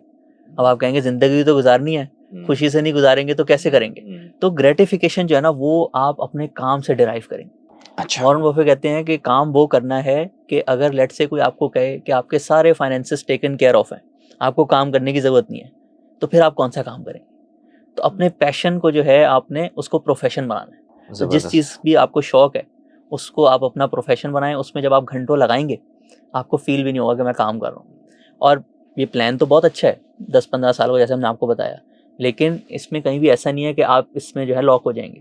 आप 2-3 साल बाद भी अगर आपको ज़रूरत पड़ती है, आप अपनी इन्वेस्टमेंट निकाल सकते हैं। अच्छा, आप 2-3 साल ही जब देखेंगे ना कि मैंने इन्वेस्टमेंट की, आज वो बढ़ रही है, मुझे डिविडेंड भी दे रही है, मेरे बैंक में पैसे भी आ रहे हैं, तो आप खुद फिर कहेंगे कि ये तो इतना अच्छा रिटर्न आ रहा है, मैं इस पैसों को क्यों स्पेंड करूं, मैं इसको और बढ़ने देता हूँ, फ्यूचर में जब मुझे ज़रूरत होगी मैं जब निकाल लूँगा। तो सारी चीज़ें आपके डिस्पोजल पे होती हैं, लेकिन आप खुद जब देख लेते हैं इतना अच्छा रिटर्न आ रहा है, तो आप उसको स्पेंड करने के बजाय कंपाउंडिंग पे लगाते रहते हैं। सो आप अपने काम से जो है ग्रेटिफिकेशन डिराइव करते हैं और ठीक है। साथ साथ अपना फाइनेंशियल फ्यूचर भी सिक्योर कर लेते हैं। ये ठीक है। बेस्ट रेसिपी है फॉर एनीवन स्टार्टिंग, जो जेन ज़ी हमारे आज अपना प्रोफेशन स्टार्ट कर रहे हैं, या जो बहुत यंग लोग हैं अपना एक एंटरप्रेन्योरियल करियर बना रहे हैं। करियर बनाना चाह रहे हैं। ये सिर्फ उन लोगों के लिए नहीं है जो सैलरी अर्न कर रहे हैं। हम्म, अगर आपका अपना बिजनेस भी है, उसमें भी कल को कुछ ऐसा हो सकता है कि एकदम से बिजनेस जो है चेंज हो जाए, तो आपको एक सेफ्टी नेट क्रिएट करना ही करना है, जो कि आपकी डे टू डे लाइफ से डिसएसोसिएटेड हो। ठीक है। हमारी जेन ज़ी जो एक और सबसे ज़्यादा इन्वेस्टमेंट कर रही है ना, करना चाह रही है, अच्छा ये इनमें बहुत ज़्यादा वो जेन ज़ी भी है जो जिसको पॉकेट मनी मिलती है ना, तो वो थोड़ी सी तो वो वहाँ लगा देती है। तो ये क्रिप्टो, ये क्या सीन है? क्या इसमें आपको बहुत ज़्यादा ऐसा सी जो आपने स्टॉक की एक तस्वीर खींची कि हम जितने लगा रहे हैं, फिर उसके बाद डिलेड ग्रेटिफिकेशन के बाद हम ये इस मरहले तक पहुंच सकते हैं कि जी वो 10-15 करोड़ तक आप जा सकते हैं। क्या क्रिप्टो में भी ऐसी ही सूरत हाल है? मिल सकता है इतना रिटर्न आपको? अच्छा, क्रिप्टो में हमारे पास भी ना काफ़ी ज़्यादा, जैसे जब इन्वेस्टर्स आते हैं पिछले 1-1.5 साल से, जब से हम अपनी कंपनी ऑपरेट कर रहे हैं, तो 2 तरह की स्टोरी सुनने को मिलती हैं। एक तो होती है 70-80% लोग होते हैं, वो कहते हैं हमने इन्वेस्ट किया, हमारा नुकसान हो गया। वो देखें, स्टॉक्स में बैक एंड पे कंपनीज़ होती हैं, हर 3 महीने बाद आपको पता चल रहा होता है बिज़नेस ऊपर जा रहा है, नीचे जा रहा है। क्रिप्टो में बैक एंड पे कुछ भी नहीं है। सही है, तो एक जो है ना वॉलेटिलिटी उसमें बहुत ज़्यादा होती है। लोग जो है ना अच्छा। उसमें समझ ही नहीं पाते कि मैं इसको क्या करूँ इसका। प्राइस ऊपर जा रही है तो क्या करना है, प्राइस नीचे जा रही है तो क्या करना है। उसको होल्ड करना बहुत मुश्किल है, उन लोगों का नुकसान हो जाता है। अब कुछ लोग ऐसे भी आते हैं जिन्होंने उसमें प्रॉफिट बनाया है पिछले सालों में, जैसे उसकी प्राइस बढ़ी है। लेकिन वो लोग भी कहते हैं मैंने भी ना अब आखिर में आके प्रॉफिट बना के इसको बेच दिया। पहले मेरे पास जो सेविंग्स होती थी ना, लेट्स से मेरे पास 5 लाख रुपए की सेविंग थी, मैंने ना थोड़े से इसमें 20-25 हज़ार लगा लिया ऐसे ही टेस्ट करके, और मैं भूल गया। अच्छा। और इसने मुझे बड़ा अच्छा प्रॉफिट दे दिया। ठीक है। लेकिन अब मेरी जो सेविंग्स है ना वो 1.5 लाख की हो गई हैं, और क्रिप्टो 50 हज़ार पे पहुंच गई। हाँ, अब ना ये बहुत बड़ा पोर्शन बन गया मेरी सेविंग्स का। सही है। तो जब इसमें जो भी वॉलेटिलिटी होती है ना, मैं कंफर्टेबल नहीं फील करता। और ज़्यादातर लोग जो 40 से 45 की एज में होते हैं, उन्होंने अपने पूरे करियर में थोड़ी सी सेविंग अक्यूमुलेट कर ली होती हैं, 50 लाख 1 करोड़ की। और वो कहते हैं जब हमारा क्रिप्टो का पोर्टफोलियो 20-25 लाख का होता है ना, ये हमें घबराहट देता है कि भाई कल को इसमें कुछ भी हो सकता है, सेफ्टी फील नहीं होती। तो हम एंड में अगर इसमें प्रॉफिट बना भी लेते हैं ना, तो बहुत ज़्यादा परसेंटेज हमारी जो सेविंग्स है ना इसमें नहीं लगा पाते, हमें वो कन्विक्शन ही नहीं मिलती। और अगर आप इसको थोड़ा सा मैक्रो लेवल पे भी सोचेंगे, आप पिछले 2-3 साल 200-300 साल की हिस्ट्री उठा के देख लें सही है। कि ग्लोबल एम्पायर्स किस तरीके से काम करते हैं। जो करेंसी होती है ना वो, और उसके साथ इमिग्रेशन, ये दोनों चीज़ें कंट्रीज़ जो है ना अपने हाथ में रखते हैं। आप आज देखें दुनिया में इतनी बड़ी जो ट्रम्प टैरिफ्स और ये सारी चीज़ें चल रही हैं, सही इसके है। बैक एंड पे क्या है कि डोनाल्ड ट्रम्प या अमेरिकन जो एस्टेब्लिशमेंट है वो चाहती है कि डॉलर जो है ना वो नंबर 1 करेंसी बिल्कुल रहे। ठीक है। तो आहिस्ता आहिस्ता अगर लेट से बिटकॉइन थोड़ा और बड़ा होता है, तो ये ग्लोबल फाइनेंशियल सिस्टम जो है उसको चैलेंज करने लग जाएगा। और बहुत ज़्यादा चांसेस हैं कि फिर जो बड़ी इकोनॉमीज़ हैं वो जब देखेंगे उनकी करेंसी डेंजर में आ रही है, तो इस पे एक्शन भी ले सकते हैं। अच्छा। और दूसरी चीज़, अगर आपके पास लेट से 100 रुपए की सेविंग है, आप उसमें से 5-10 रुपए किसी भी चीज़ में लगाएंगे, कोई स्टार्टअप आइडिया है, वो सब ठीक होता है। लेकिन major portion of your savings जो है ना वो आपने उसी चीज़ में लगानी है जिसका 100 साल 50 साल का कोई ट्रैक रिकॉर्ड हो। आप अपनी ज़िंदगी को दांव पे तो नहीं लगा सकते ना। भले उसमें जो है बहुत ज़्यादा रिटर्न अगर नहीं भी आ रहा हो, आप सेफ्टी जो है वो देखेंगे कि हाँ आज से 20 साल बाद जब मैंने रिटायर होना है, 30 साल बाद रिटायर होना है, तो एक ऐसी चीज़ है जो मुझे 100% श्योर है कि ये मुझे जो है अच्छी जगह पे एंड करवाएगी। तो आप थोड़ी सी इन्वेस्टमेंट, बिल्कुल अगर आपके पास बाहर पैसे हैं पाकिस्तान में, क्योंकि अलाउ नहीं है क्रिप्टो में इन्वेस्ट करना, तो आप बिल्कुल कर सकते हैं। हमारे जो फ्रीलांसर्स हैं, एक नई टेक्नोलॉजी आ रही है, हो सकता है सक्सेसफुल हो जाए, लेकिन 5-10% से ज़्यादा नहीं। कोई भी इन्वेस्टमेंट इतनी अच्छी नहीं होती कि आप अपना फाइनेंशियल फ्यूचर जो है ना वो रिस्क पे लगा दें। तो कुछ पोर्शन आप बिल्कुल इन्वेस्ट कर सकते हैं, लेकिन ज़्यादातर जो इन्वेस्टमेंट है ना वो आपने ऐसी जगहों पे करनी है जो ट्राइड एंड टेस्टेड है, जिनका रिकॉर्ड है। उसमें भी आपने डाइवर्सिफिकेशन करनी है। जब आप स्टॉक्स में इन्वेस्ट करते हैं, आप एक कंपनी के साथ नहीं जुड़ते, आप 10-20 कंपनीज के साथ जुड़ते हैं, ताकि अगर एक में कुछ ऊपर नीचे हो भी जाए तो मेरा ओवरऑल जो फाइनेंशियल फ्यूचर है ना वो सिक्योर रहे। क्रिप्टो का लॉस वर्सेस पीएसएक्स का लॉस, क्या ये दोनों लॉस बराबर होते हैं या इसमें हमें ज़्यादा धड़ाम से गिर जाते हैं और इसमें थोड़ा हल्का फुल्का गिरे और फिर संभल गए? नहीं नहीं, क्रिप्टो की वॉलेटिलिटी तो दुनिया भर में सबसे ज़्यादा है। कोई भी चीज़ जितनी ज़्यादा नहीं होती है ना, उसमें प्राइस अप एंड डाउन उतनी ज़्यादा होती है।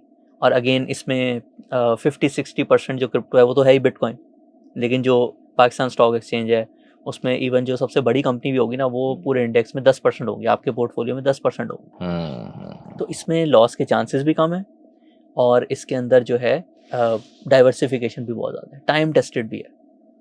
दूसरा, लोग एक ये भी बहुत सोचते हैं कि जैसे स्टॉक्स में पोर्टफोलियो बनाते हैं ना, तो हमारे जो पुराने एडवाइज़र्स हैं ना, जो इतना अच्छा पीएसएक्स को प्रमोट नहीं कर पाए, उन्होंने ना लोगों को सिखा दिया है कि लॉस में ना कोई चीज़ नहीं बेचनी।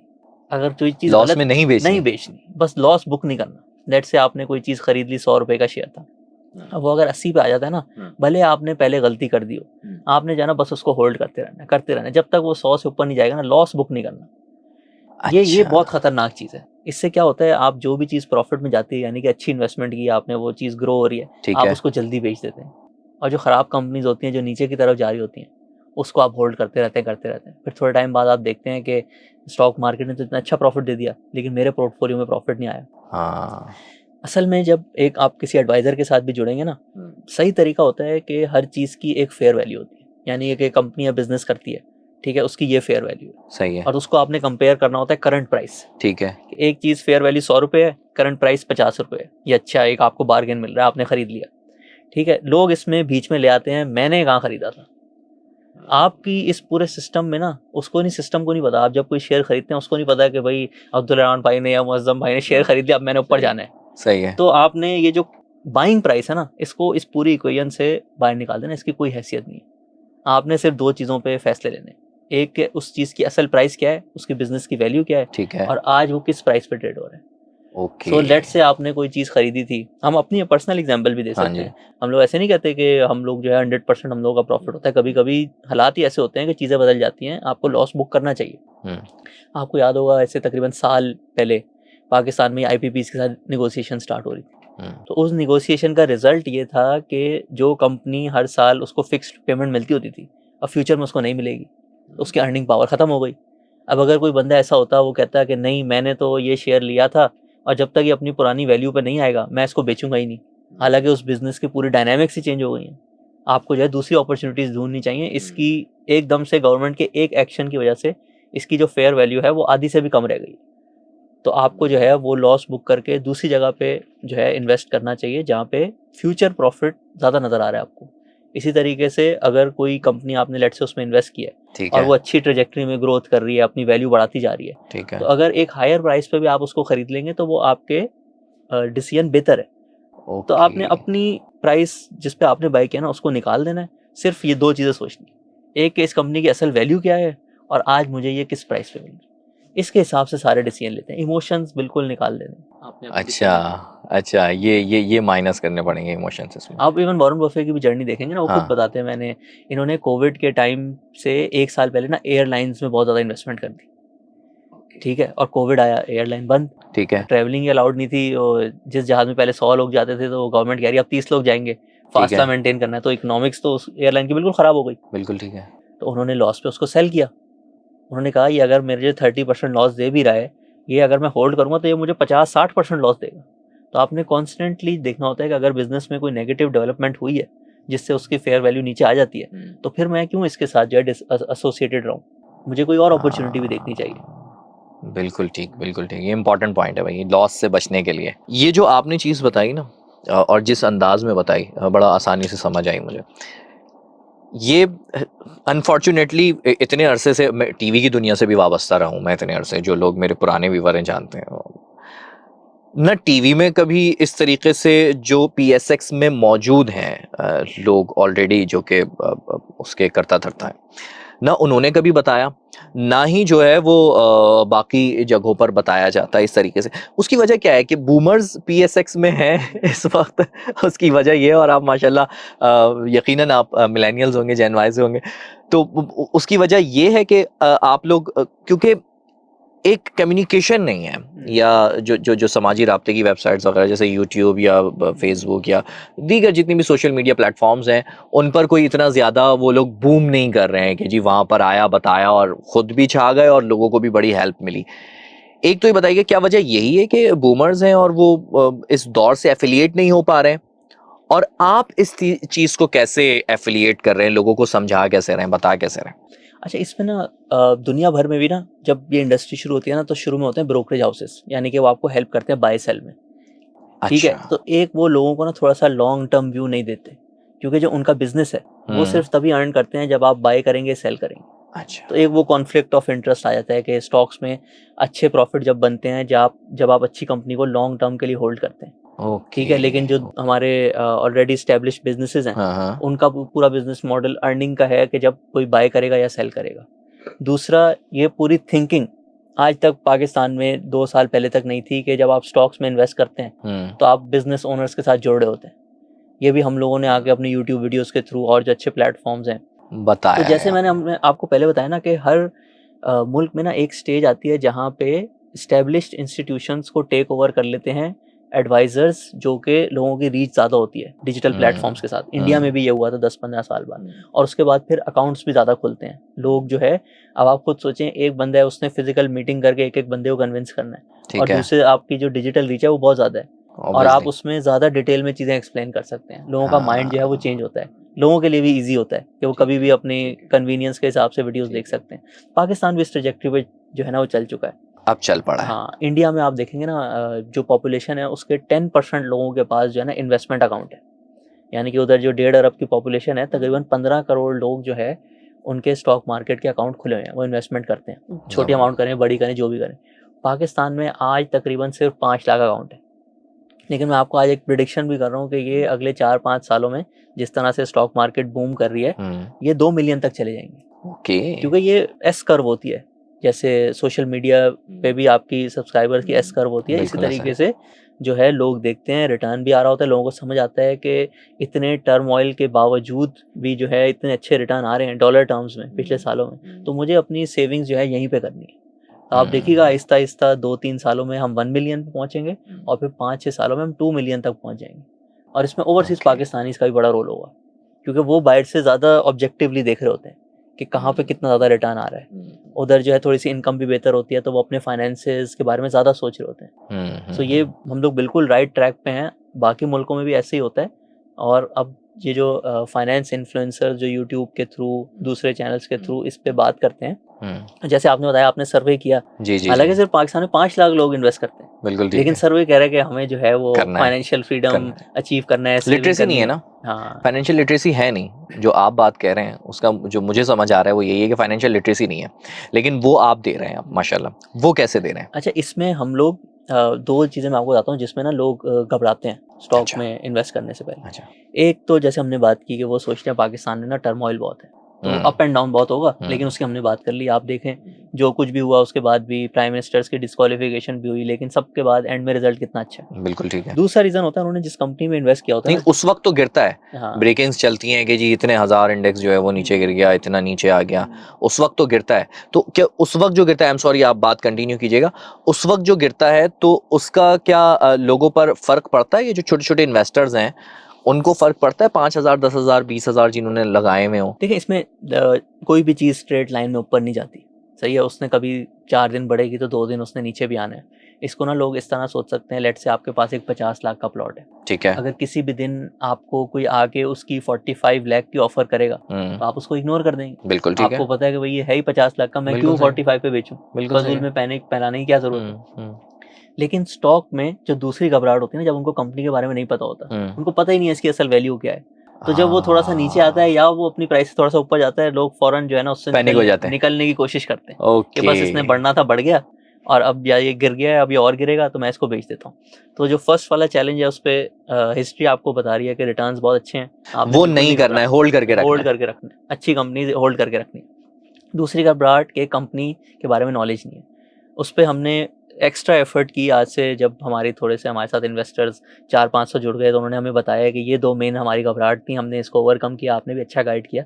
तो वो कहते हैं कंपनीज़ का ना हमें समझ नहीं आता, तो पिछले 6 महीने पहले हमने स्टार्ट किया कि जो टॉप 20-30 कंपनीज हैं, ठीक है। उनकी डिटेल्ड वीडियोस बनाई सबकी, अच्छा, अच्छी बातें, बुरी बातें, इसमें अगर आप इन्वेस्टमेंट करें तो आपको किस किस चीज़ का पता होना चाहिए, फ्यूचर सही में है। क्या क्या फॉलो करना है। सही है। तो जो भी लोग हमारे थ्रू जो है फ्री कंटेंट के थ्रू इन्वेस्ट करना चाहते हैं, उनको हम लोग यूट्यूब चैनल के थ्रू टॉप कंपनीज के बारे में जो है डिटेल इन्फॉर्मेशन भी देते हैं। जबरदस्त। हमारे फ्री सेशंस भी होते रहते हैं, उसमें भी लोग पार्टिसिपेट करके अपनी जो भी क्वेश्चन होता है उसको जो है हम लोग आंसर भी करते हैं। फिर जबरदस्त। कुछ लोग होते हैं, अब अगेन क्योंकि स्कूल्स और यूनिवर्सिटी में सब कुछ सिखाया नहीं गया, वो चाह रहे होते हैं फास्ट ट्रैक सोल्यूशन, कि जो मेरी सिचुएशन है ना उसके हिसाब से हमें आप हेल्प करें। तो उसमें हम लोग जो है हमारी वेबसाइट पे भी हमारी सर्विसेज अवेलेबल होती हैं। फर्स्ट हम लोग 3 से 4 महीने में, जैसे यूनिवर्सिटी का एक सेमेस्टर होता है, सही है। इन्वेस्टिंग मास्टर क्लास कराते हैं। उसमें एक आपको पूरी फाइनेंशियल लिटरेसी का पता चल जाता है, आप अपने हिसाब से पूरा अपना एक प्लान बना लेते हैं कि मैंने अपना फाइनेंशियल फ्यूचर कैसे सिक्योर करना है।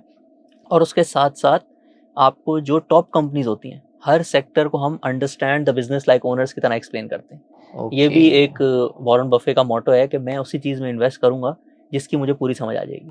सोचिए अगर आप ये फॉलो करें फिर आपका लॉस का चांस कितना कम हो जाएगा। बिल्कुल जीरो हो जाएगा। हाँ, 1999 में ना जब ये .com बबल चल रही थी अमेरिका में, उस टाइम की अगर आप वीडियोस देखेंगे ना वॉरेन बफे की, तो कहते हैं मुझे अभी तक इन कंपनीज की समझ नहीं आई, मैं इसमें इन्वेस्ट नहीं करूंगा। और जब बाद में अच्छा। उनको आहिस्ता आहिस्ता समझ आ गई, फिर उन्होंने एप्पल में इन्वेस्ट किया और इतना ज़्यादा प्रॉफिट भी बना। तो ये ओ, प्रिंसिपल कैसे फॉलो करना है, हर कंपनी जो है पाकिस्तान में किस तरीके से ऑपरेट करती है, बैक एंड पे उसका बिजनेस आपने कैसे समझना है, वो पूरा हम आपको इन्वेस्टिंग मास्टर आप क्लास में बता समझाते रहे हैं। हैं, जबरदस्त। क्योंकि सबसे इंपॉर्टेंट काम ये है कि आप जिस पर पैसा लगा रहे हैं आपको उसकी समझ बूझ हो, नो हाउ, और वो नो हाउ आप दे रहे हैं। बिल्कुल, और फिर जब वो आप कर लेते हैं तो एक आपका पूरा प्लान भी बन जाता है। और लेट्स से जो एवरेज कंपनीज हैं जिसमें सब इन्वेस्ट कर रहे हैं, उसमें से ज़्यादा अच्छी कौन सी हैं जो आपको ज़्यादा रिटर्न देंगी। तो ओ, अगर आपका 15-20 सालों में 10 करोड़ बनना था, अगर आप अच्छी सही है। जगहों पे इन्वेस्ट करेंगे तो 15-20 भी बन सकता है। तो वो सारा सही कुछ है। आप सीख लेते हैं। फिर एलुमनाई सेशंस भी होते हैं, जो भी सही है। अच्छी अपडेट होती है हम आपको बताते रहते हैं। सही है। ये हमारा इन्वेस्टिंग मास्टर क्लास होता है कि अगर आप अपना फ्रॉम ज़ीरो कुछ भी समझना चाहते हैं इन ईजी लैंग्वेज, 3 से 4 महीने में जो है आप वो पूरा सीख जाते हैं। फिर एडवाइजरी सर्विसेज भी होती हैं हम लोगों की। इसमें हम लोग, लेट्स से आपके पास ऑलरेडी इन्वेस्टमेंट है, आप उसको इन्वेस्ट करना चाह रहे हैं, तो हम आपको ये जो सारी एक तरीका होता है, मैं आपको ये बताऊंगा कि स्टॉक मार्केट के थ्रू जो टॉप बिजनेस ओनर्स हैं, आप उससे भी ज़्यादा कैसे कमा सकते हैं, ये भी मैं आपको थोड़ा सा एक्सप्लेन करता हूँ ये कैसे होता है। तो एडवाइजरी सर्विसेज में हम वो कर रहे होते हैं कि हम देखते हैं कि ये 20-30 टॉप कंपनीज हैं, इसमें से जो ज़्यादा अच्छी वाली हैं, जो ज़्यादा प्रॉफिट देंगी, वो कौन सी हैं। वो हम आपको सारी रिसर्च करके, हमारी जो पूरी टीम होती है ऑफ मोर देन 10 एनालिस्ट, वो आपको कंटिन्यूसली बता रही होती है कि ये टॉप कंपनीज हैं विद रैशनल। कोई भी कंपनी जब हम उसमें इन्वेस्टमेंट करते हैं ना, तो लोगों को डिटेल में बताते हैं कि इस कंपनी में हमने इस वजह से इन्वेस्ट किया है। वो पूरी आपको एक टेलर्ड पोर्टफोलियो मिल रहा होता है।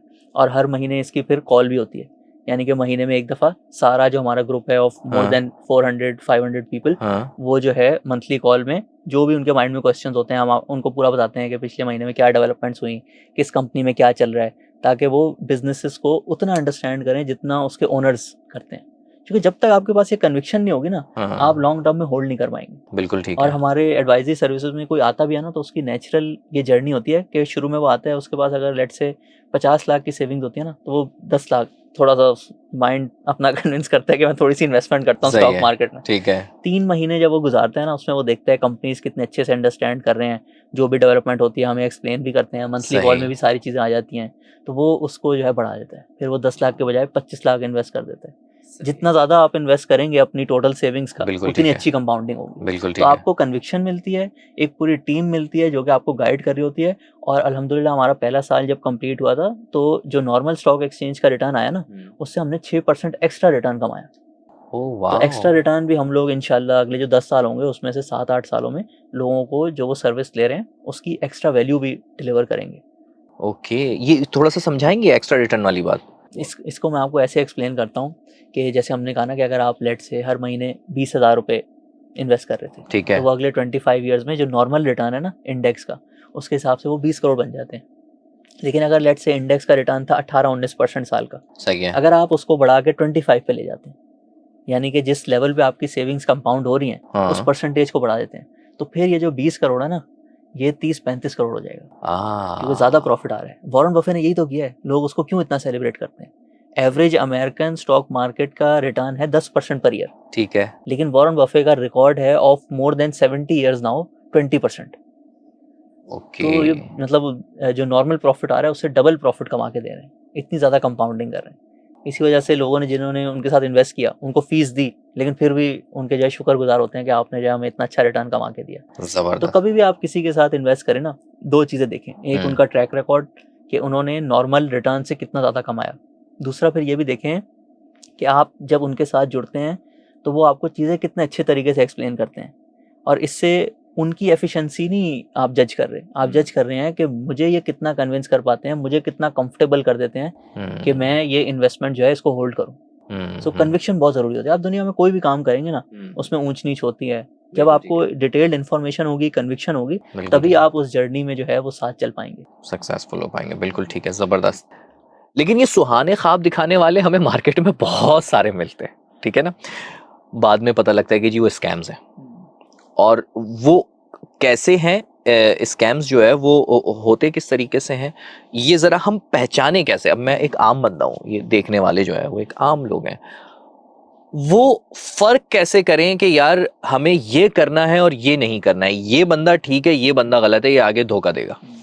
अच्छा, इसमें बिल्कुल पाकिस्तान में जैसे थोड़ा सा रियल एस्टेट का कल्चर था ना, उसी तरीके से स्कैम्स का भी बड़ा कल्चर है पाकिस्तान में। हमारा कोई इतना बड़ा अमीर मुल्क है नहीं, लेकिन फिर भी यहाँ बिलियंस ऑफ डॉलर्स के हर साल स्कैम होते हैं। और घूम घूम के नई तरीके से लोगों को बेवकूफ़ बनाते हैं, तो लोगों को लालच दिखाते हैं कि ज़्यादा प्रॉफिट आपको दे देंगे हम, इस प्लेटफॉर्म को ज्वाइन कर लें, आपकी ज़िंदगी बदल जाएगी। लोग भी तंग हैं तो वो भी भरोसा कर लेते हैं। बिल्कुल ठीक है। ज़्यादातर जो स्कैमर्स होते हैं ना, वो आपको कहेंगे कि आपको महीने का 5% 10% हम प्रॉफिट देंगे। असल में वो आपके पैसे ही आपको थोड़े थोड़े 2 महीने वापस करते हैं, तीसरे महीने में बाकी पैसे लेके गायब हो जाते हैं, ठीक है। वो ज़्यादा प्रॉफिट दिखाते हैं। तो उसको जज करने के लिए ना आप देखें, लिस्ट निकालें दुनिया के नंबर 1 इन्वेस्टर, वॉरेन बफे देख लें, पीटर लिंच देख लें, इन सब का रिकॉर्ड जो है ना मैक्सिमम 25% साल का रिटर्न, साल का रिटर्न यानी मैक्सिमम 25%। मैक्सिमम मतलब दुनिया में पिछले 100 साल में इतने इन्वेस्टर आए, कोई भी जो है लंबे अरसे के लिए 2% से ज़्यादा नहीं कमा सका महीने में। अच्छा, तो अगर कोई आपके पास आए और कहे मैं आपको 5% 10% दूंगा महीने का, हाँ। और आपको फाइनेंशियल रियलिटीज़ की थोड़ी सी समझ हो, तो आपका पहला माइंड यही जाएगा कि ये बंदा जो है ना झूठ बोल रहा है, पॉसिबल नहीं है। सही दुनिया के फाइनेंशियल सिस्टम में ये पॉसिबल नहीं है। उसका पूरा प्लान यही है कि आपको लालच दिखा के आपके पैसे लेके भाग जाएगा। ठीक है, ठीक है। तो 2% रूल याद रखें कि भाई महीने के 2% से ज़्यादा अगर कोई भी कह रहा है तो वो मोस्ट प्रॉब्ली आपके साथ स्कैम करने जा रहा है। ठीक है, ठीक है। पहला रूल अब अपना ये बना लें। दूसरा, एक ना अगर आप थोड़ा सा सोचेंगे ना, जो दुनिया में सक्सेसफुल एंटरप्रेन्योर्स हैं या जो एडवाइस करते हैं, अगर वो खुद उन्होंने लेट से $10 मिलियन कमाए, तो उन्होंने ना अपने लोगों के लिए या उन्होंने जो प्रोडक्ट क्रिएट किया ना, उसकी वैल्यू लोगों के लिए उससे 10 गुना होगी। अगर किसी ने कोई रियल एस्टेट का बहुत ज़्यादा उसमें इन्वेस्टमेंट करके या प्रोजेक्ट्स बना के कमाए बहुत पैसे, ठीक है, तो उसने उससे 10 गुना अपने इन्वेस्टर्स के लिए कमाया, तभी उसने वो 10% फीस चार्ज की। हमारी एग्जांपल अगर ले लें, पिछले साल में हम लोगों के साथ जो इन्वेस्टर तकरीबन जुड़े हुए थे वो थे 3 से 4 अरब रुपए की उनकी इन्वेस्टमेंट थी। ठीक है। उस पर उन्होंने तकरीबन 2 अरब रुपए का प्रॉफिट कमाया, तो हमें भी उन्होंने जो है वो फीस दी उसके हिसाब से कुछ परसेंटेज। तो ये जो लोग आपको आके दिखाते हैं ना कि मैंने जो है बहुत यंग एज पे $10 मिलियन जो है कमा लिए, तो उनसे कहें कि अगर आपने खुद 10 कमाए हैं तो जो $100 मिलियन आपने दूसरे लोगों के लिए कमाए होगा, जो कि एक नेचुरल तरीका होता है वेल्थ क्रिएशन का, वो कहाँ है? पाकिस्तान की इकोनॉमी ऐसी है कि अगर यहाँ किसी ने $100-200 मिलियन भी किसी कम्युनिटी ने कमाया होगा ना, तो वो नजर आएगा। लोग कमेंट्स में बताएंगे या आप आसपास कोई ना कोई आपको बंदा मिलेगा जो कि आपको शो करेगा कि हाँ वाकई में इसने दूसरे लोगों के लिए इतनी अमाउंट क्रिएट की थी, तो उसका खुद कुछ पोर्शन इनको मिल गया। ठीक है। अब स्कैम्स होते हैं, ऐसे प्लेटफॉर्म्स क्रिएट किए जाते हैं जो कि असल में पीछे फेक होते हैं। आपने एक और इस चीज़ का भी ख्याल रखना है कि आप जिस भी कंपनी के साथ एसोसिएट करें ना, वो पाकिस्तान में रजिस्टर्ड हो, SECP रजिस्टर्ड कंपनी होगी, तो ही आप फ्यूचर में जाके उससे कोई केस कर सकते हैं, कंप्लेन कर सकते हैं। लोग सोचते हैं कि बाहर किसी मुल्क में अगर रजिस्टर्ड कंपनी होगी ना वो ज़्यादा अच्छी होगी, एक वो परसेप्शन है पाकिस्तान में कि इंटरनेशनल कंपनी है। हालांकि दुनिया में बहुत सारी ऐसी जगह मौजूद हैं जहाँ $100 $1000 की कंपनी रजिस्टर हो जाती है और लोग जो है उसमें जो पैसे डालते हैं उनके सारे ज़ाया हो जाते हैं। बिल्कुल ऐसा है। तो ज़्यादातर लोग जो इस तरह की चीज़ें दिखा रहे होते हैं ना कि ये देखें फ्लैशी चीज़ें दिखा के हमने इतने कमा लिए, वो इनके साथ मिले होते हैं। जब एक बंदे का मकसद ही ये हो कि उसने आपके पैसे पे रिटर्न कमा के फीस नहीं कमानी, उसने आपका पैसा ही हड़प लेना है, तो जो ऐसे प्लेटफॉर्म होते हैं उधर जो पाकिस्तान के लोग हर साल 1-1 बिलियन डॉलर उस प्लेटफॉर्म को देते हैं और वो प्लेटफॉर्म गायब हो जाता है, जिसमें फॉरेक्स ट्रेडिंग भी होती है, बायनामो और दूसरी चीज़ें भी होती हैं जो कि प्लेटफॉर्म्स ही फेक होते हैं। वो फिर अपना ज़्यादा से ज़्यादा लोगों का पैसा लूटने के लिए अफिलिएट्स बनाते हैं कि अगर कोई ऐसा बंदा है जिसका सोशल मीडिया प्रेजेंस है और वो इस प्लेटफॉर्म पे $1 मिलियन की अगर इन्वेस्टमेंट ले आया लोगों से 10-10 लाख रुपए करके, तो वो 10 लाख में से 2 लाख उनको भी दे देते हैं, वो उनका कमीशन होता है। तो ज़्यादातर लोग, अगर वो कहते हैं हमने बहुत ज़्यादा कमाया है और आपको उससे 10 टाइम्स 20 टाइम्स नज़र ना आए कि उनकी कम्युनिटी में उतनी वेल्थ क्रिएशन हुई है, तो ज़्यादातर वो इन प्लेटफॉर्म्स के साथ जुड़े हुए हैं। ये प्लेटफॉर्म लोगों का पैसा लूटता है और फिर जो है इनको भी थोड़ा सा उसमें से कट दे देता है। तो ये लोग पैसे बना लेते हैं लेकिन अपनी कम्युनिटी में वेल्थ क्रिएशन नहीं करते। तो 2 चीज़ें जिसका आपने ख्याल रखना है ना, पहला तो 2% रूल, ठीक हो सही गया। है, 2% रूल के हिसाब से फाइनेंशियल रियलिटीज आपने समझनी है। सही है। दूसरा, SECP रजिस्टर्ड कंपनी, अच्छा, कितनी भी बड़ी कंपनी हो, जब वो ठीक हो SECP गया। रजिस्टर्ड नहीं होगी ना, तो आप दूसरे मुल्कों में जाके केस नहीं कर सकते, उधर के लॉयर्स को फीस नहीं दे सकते। और तीसरा, अगर कोई भी आके आपको अपनी वेल्थ शो कर रहा है कि मैंने कोई घर खरीद लिया, गाड़ी खरीद ली, तो उससे पहले आप शो करो कि इसकी जो वैल्यू है ना, उससे 10 गुना 20 गुना आपकी कम्युनिटी में वेल्थ क्रिएशन हुई है कि नहीं। तो उससे आप फिर चेक कर सकते हैं कौन बंदा स्कैमर है, कौन आपके साथ स्कैम करने जा रहा है और कौन जो है लेजिट बिजनेस कर रहा है। एक और ट्रिक इसमें ये भी हो सकती है, कभी भी ना आप किसी को अपनी इन्वेस्टमेंट मत दें।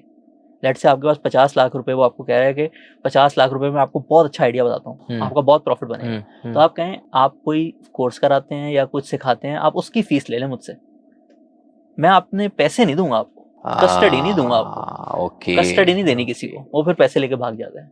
आप अगर किसी को सीखने के पैसे देंगे, ठीक है, उसने अगर अच्छा नहीं सिखाया तो थोड़ा सा मामूली सा नुकसान हो जाएगा, ठीक है। लेकिन बड़े लॉस से बचें। किसी को भी अपने कस्टडी ना दें पैसों की। सही। इकोनॉमी का जो स्ट्रक्चरल अगर रिफॉर्म्स देखे हैं वो तो मतलब इतना लग नहीं रहा है कि वो हो रहे हैं, लेकिन दूसरी तरफ जब हम PSX की ग्रोथ देखते हैं तो वो आपकी जो बता रहे हैं आप, वो अलग हमें नजर आ रही है। ये दोनों कैसे देखिए, इसमें बिल्कुल लोगों के माइंड में ना क्वेश्चन आता है कि पाकिस्तान में जो है स्ट्रक्चरल रिफॉर्म हो नहीं रहे, सही है, और इंडेक्स जो है वो 40,000 से 1.5 लाख पे पहुंच गया, तो ये आगे कैसे कंटिन्यू होगा? जब तक इकोनॉमी ठीक नहीं होगी तो कैसे जो है ग्रोथ कंटिन्यू रहेगी? पहले तो थोड़ा सा इसको समझ लेते हैं कि ये 40,000 से 1.5 लाख पे पहुंचा कैसे, क्या रीज़न थे, उसी से फिर आप जो है फ्यूचर समझ पाते हैं। आपको याद होगा 2022 में जब मिफ्ता इस्माइल फाइनेंस मिनिस्टर बने ना, तो उस वक्त भी स्टॉक मार्केट तकरीबन 40,000 पे होती थी। ठीक है, उन्होंने आगे टीवी पे 2-3 शोज पे बोल दिया कि स्टॉक मार्केट में ना 5,000 वाला नोट 500 का मिल रहा है, यानी कि बहुत सस्ती मिल रही है। और वो ठीक कह रहे थे। एक नॉर्मल जैसे समझाने के लिए, लोगों को एक अगर दुकान है, उसका साल का 1 लाख रुपए अगर रेंट आता है, उसकी वैल्यू 10 लाख 15 लाख के आसपास होगी। सही है। लोग कहते हैं मैं इतने लगाऊंगा, मुझे साल का 1 लाख मिल जाएगा। ठीक है। तो स्टॉक मार्केट में भी ऐसे ही होता है, जो स्टॉक मार्केट की कंपनी प्रॉफिट कर रही होती है उसके हिसाब से उसकी वैल्यू होती है। तो उस वक्त कोई एक दुकान जो स्टॉक मार्केट में साल का 1 लाख प्रॉफिट कमा रही थी, उसकी वैल्यू चल रही थी 2.5 से 3 लाख रुपए। अच्छा। हालांकि उसको होना चाहिए था 10 के आसपास, तो बहुत ज़्यादा अंडर वैल्यूड थी। मिफ्ता इस्माइल ने अपने हिसाब से बिल्कुल सही कमेंट किया। अच्छा। ये चीज़ें अंडर वैल्यूड है, लेकिन थोड़ा सा टाइम लगता है चीज़ों को अपनी सही जगह पे आने पे, और 1 साल बाद फिर ये जब ये रैली स्टार्ट हुई तो ये अपनी असल वैल्यू पर आ गई है। अब जो है, जो 1 लाख रुपए कंपनी प्रॉफिट कमा रही है ना एवरेज, सही है, वो 7 लाख की मिल रही है पाकिस्तान स्टॉक मार्केट में। ये जो अंडर वैल्यूएशन थी वो करेक्ट हो गई। इसके साथ साथ पाकिस्तान में ना, अगर आप पुरानी हिस्ट्री देखेंगे तो बूम बस साइकिल होता है जैसे पाकिस्तान में। कभी जो है इकोनॉमी थोड़ी ख़राब हो जाती है, डॉलर के रिजर्व्स कम हो जाते हैं, रिटर्न कम हो जाता है, स्टॉक मार्केट हल्की सी नीचे आ जाती है। फिर जब अच्छे टाइम होता है, इंटरेस्ट रेट नीचे आ रहा होता है, लोग स्टॉक मार्केट की तरफ आ रहे होते हैं। लोग हमेशा कंपेयर करते हैं, बैंक में ज़्यादा प्रॉफिट मिल रहा है या फिर स्टॉक मार्केट में ज़्यादा मिल रहा है। तो जब बैंक का इंटरेस्ट रेट नीचे जाता है, जो कि पिछले सालों में 22% से अब 11% पे आ गया है, आगे भी इसने जो है ना 9% तक पहुंच जाना है 6 से 9 महीने में, तो लोग स्टॉक मार्केट की तरफ ज़्यादा आते हैं। वैल्यूएशन अच्छी हो जाती है, एक कंपनी जो प्रॉफिट कमा रही थी उसके हिसाब से उसको प्रॉफिट मिलता है। तो ये जो बुल मार्केट वाले साल होते हैं ना, जब इंडिकेटर्स अच्छे होते हैं, इकोनॉमी राइट डायरेक्शन में जा रही होती है, तो एवरेज पाकिस्तान में 30 से 35% प्रॉफिट बनता है हर साल। ठीक है। और इन सालों में क्योंकि इकोनॉमी स्टेबल होती है, आपकी जो करेंसी है वो भी डिवैल्यू नहीं होती, यानी कि PKR भी अपनी उसके आसपास रहता है, आपका डॉलर में बहुत अच्छा प्रॉफिट बनता है। सही है। तो अब जब हमने स्टार्ट किया था ना 1.5 साल पहले, जब इंडेक्स होता था 70,000, उस वक्त भी लोग सोचते थे कि ये 40,000 से 70 हो गया, बस अब और नहीं बढ़ेगा। तो सबको 70 से 1.5 लाख। हाँ, सबको एक्सप्लेन किया कि बुल मार्केट फ्रेमवर्क ऑन है, सारी जो हिस्ट्री भी आपको बता रही है कि 30 से 40% आपका हर साल प्रॉफिट आएगा ही आएगा। उस वक्त मैंने लोगों का कि 2024 में हम लोग 1 लाख तक पहुंचेंगे, और फिर आप पिछले 3-4 महीने पहले भी ना, जब स्टॉक मार्केट थोड़ी सी साइडवेज हो गई थी, सही है, 1 लाख और 1,10,000 के बीच में घूमती जा रही थी, लोग सही समझ है, रहे थे बुल मार्केट खत्म हो गई। सही तब भी है। मैं 3-4 महीने सबको कहता था कि बुल मार्केट फ्रेमवर्क ऑन है, साल में 30 से 35% प्रॉफिट बनना है। अब वो बीच में एकदम से 2-3 महीने में भी बन सकता है। हो सकता है आपको 3 महीने इंतजार करना पड़े, फिर 3 महीने में एकदम से बन जाए। ठीक है। और आज आप देखें कि है हम 1.5 लाख पे पहुंच गए हैं। तो ये जो बुल मार्केट फ्रेमवर्क ऑन होता है, जिसको देखने के तरीके, इंटरेस्ट रेट और सारी चीज़ें होती हैं, पॉलिटिक्स थोड़ा सा आप समझते हैं, करेंसी जो है वो स्टेबल होती है, तो हर साल 30 से 35% रिटर्न आता है। अगर आप इसी चीज़ को हिस्ट्री से देखते हुए आगे एक्सट्रैपोलेट करें, तो अगले जून 2026 का जो होगा, उसमें बहुत ज़्यादा चांसेस है कि हमारा जो इंडेक्स है ना, वो 2 लाख के आसपास होगा। अगेन 30 से 35% एक साल में प्रॉफिट आएगा। वाओ! और फिर जो उससे अगला एक साल होगा, जून 2027, उसमें जो है आपका इंडेक्स 2.5 लाख को भी क्रॉस कर गया होगा। ओके। तो अगर कोई भी अभी सोचता है ना, अभी आपका जो पी रेशो, जैसे हमने बात की, एक दुकान अगर 1 लाख रुपए कमा रही है, उसकी प्राइस क्या होनी चाहिए, तो पाकिस्तान की एवरेज भी 9 से 10 है। अभी तो हम वहाँ तक ही नहीं पहुँचे, और इस पूरे टाइम में कंपनीज जो है अपना प्रॉफिट भी बढ़ाती रहती हैं। तो बुल मार्केट फ्रेमवर्क जो है वो पूरा ऑन है।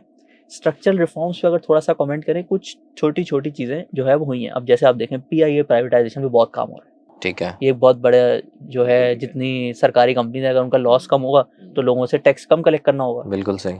अभी ये फाइनलाइज नहीं हुआ, लेकिन बहुत अच्छे चांसेस हैं इस साल में ये कंप्लीट हो जाएगा। इसी तरीके से आप दूसरी चीज़ अगर देखें, स्टेट बैंक का बड़ा रोल होता है इकोनॉमी में। पहले पाकिस्तान में जैसे ही इकोनॉमी स्टेबल होती थी ना, स्टेट बैंक इंटरेस्ट रेट गिराता था और वो इम्पोर्ट्स जो है छतों को टच करते थे, और फिर से जो है आपके डॉलर्स खत्म हो जाते थे। बिल्कुल ठीक है। बहुत ज़्यादा रेजिलियंट है इस दफ़ा स्टेट बैंक, बड़े आराम से इंटरेस्ट रेट नीचे लेकर आ रहा है, इम्पोर्ट्स को भी देख रहा होता है हर महीने। मतलब वो चाहते हैं कि इकोनॉमी जो है इस दफ़ा स्टेबल रहे, जल्दी ग्रोथ अचीव करने के चक्कर में वो अपना नुकसान नहीं कर रहे। जो चीज़ें अभी तक नहीं हुई, जो बिल्कुल ठीक है, जो अनटैक्स्ड सेक्टर है वो अभी तक उनको टैक्स नहीं लगाया गया। एग्रीकल्चर और दुकानदार सबसे बिल्कुल बड़े, ठीक है। इन पे अभी तक टैक्स नहीं हुआ।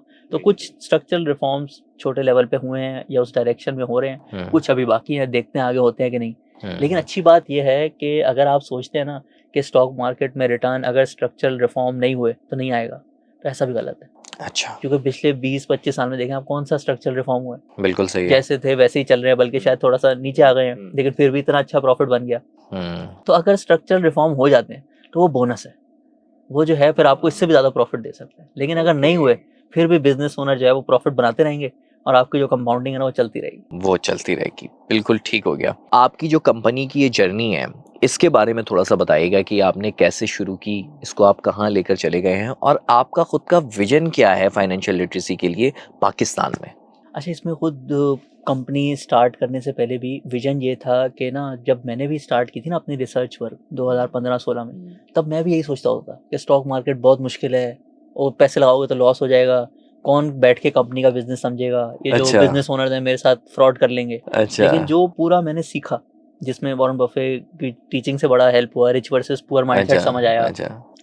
बिजनेसेस को समझना कैसे है, understand the business like owners कैसे अचीव करना है, बिल्कुल वो ठीक है। पूरा हम लोगों का टारगेट है कि 2030 तक ना 1 मिलियन पाकिस्तानीज को फाइनेंशियली लिटरेट बनाना है।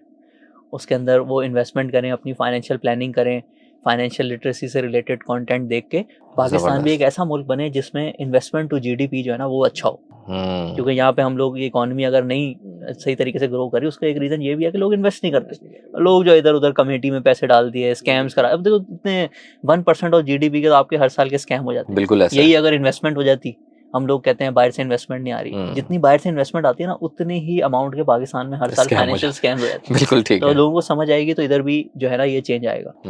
दूसरा जो पिलर है हमारी कंपनी का, वो ये था कि जैसे मैंने आपको बताया, वॉरेन बफे ने ना नॉर्मल इंडेक्स से ज़्यादा रिटर्न कमाया।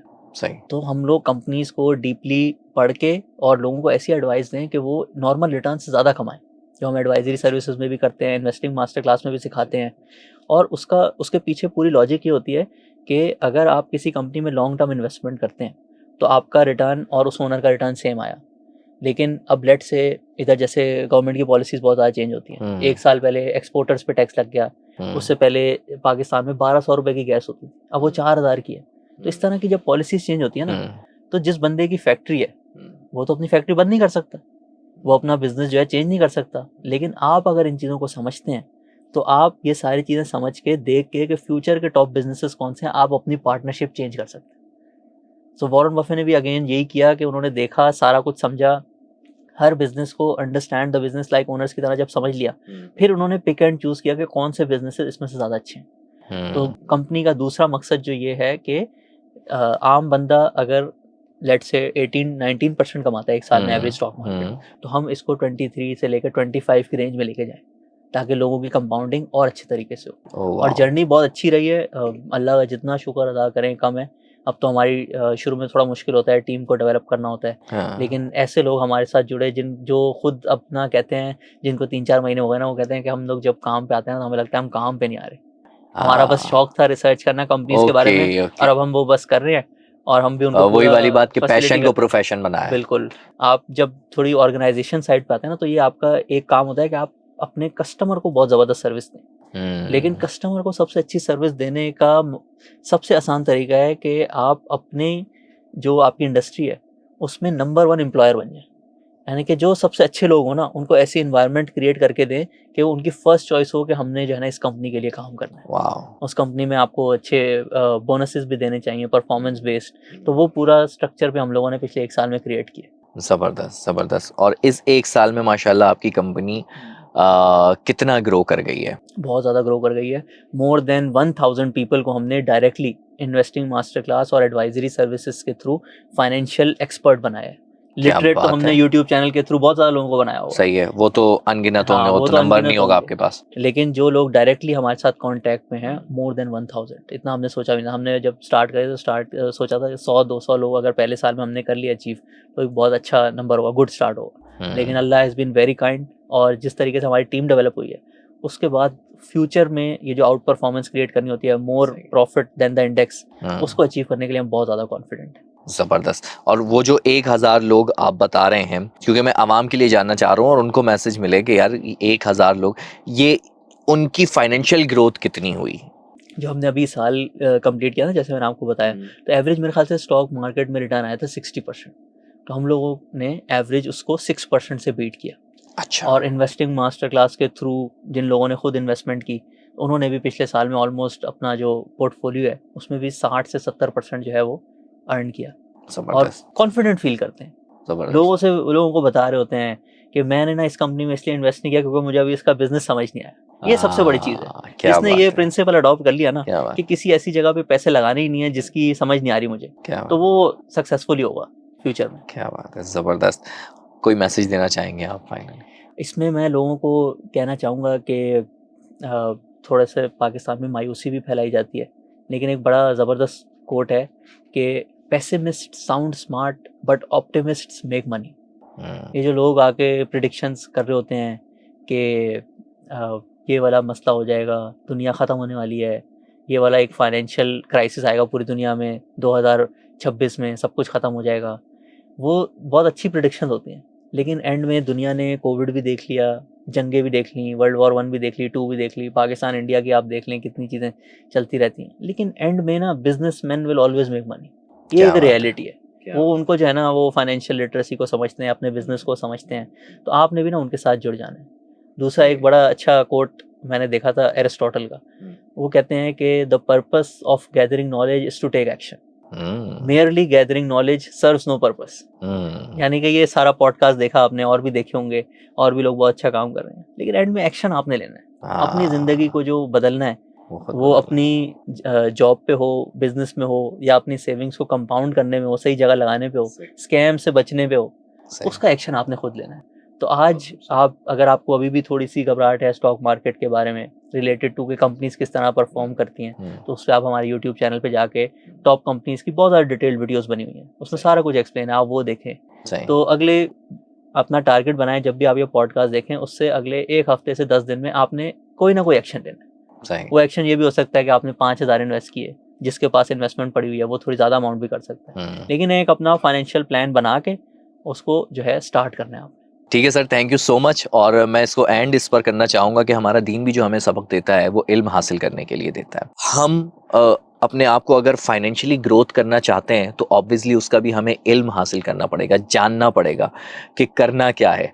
और जाने बगैर अगर हम किसी दोस्त के कहने पर, किसी यार के कहने पर, या किसी होटल पे बैठे और हमने कुछ भी देखा और वहाँ पर अपने पैसे लगा दिए, भले थोड़े बहुत जितने लगा रहे हो, क्योंकि वह हैं तो आपके ना, तो वो सबसे इम्पॉर्टेंट जो है वो जानना, इल्म हासिल करना।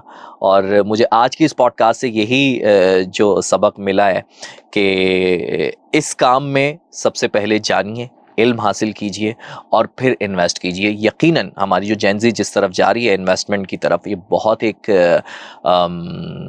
ऐसा इक़दाम है जो हमसे पिछले जो लोग थे वो नहीं ले सके थे।